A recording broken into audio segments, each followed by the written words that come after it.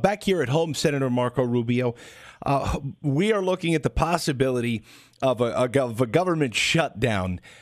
Now, talk to us about when we throw out these wonky terms like continuing resolution, government shutdown. What do these mean, and what's happening right now?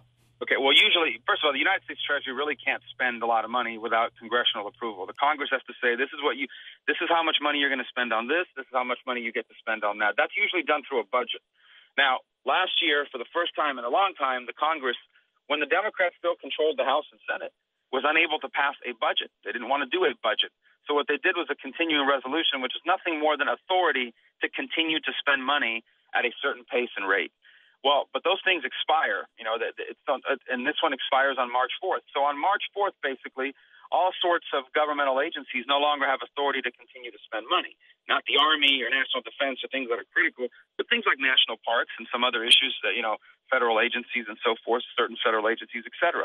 So the debate in Washington is pretty straightforward. Republicans are saying, we'll go ahead and pass another continuing resolution to continue to authorize spending, but we'd like to work some cuts into this. We'd like there to be at least $60 billion to $100 billion worth of cuts as part of this continuing resolution.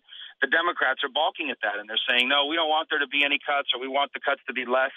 And so if the two sides can't agree and a continuing resolution doesn't pass, then basically there'll be no governmental authority to continue to spend a bunch of money, and there will be a slowdown of government, a shutdown of elements of it. Now, real quick, if I could, Senator, the government being prevented from spending money, it sounds like a pretty good deal to me. Yeah, it is. Well, I'm kidding. I get that, but there's essential things that we're not anarchists. We believe in I know. We don't want it to, but government is an essential thing. But what's happening here is that the Democrats are looking at 1995 and saying, "Oh, that really worked well for us back then.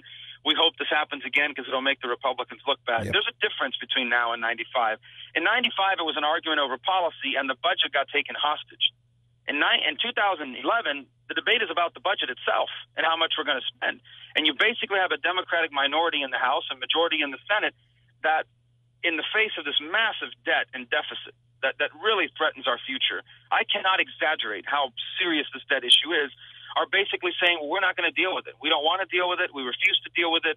And there's nothing to see here, and it's absurd. And that's what this shutdown will be about. This shutdown, if it happens, and I don't want it to happen, and it shouldn't happen, but if it happens, it will happen because the Democrats, particularly in the Senate, refuse to consider any meaningful spending reductions.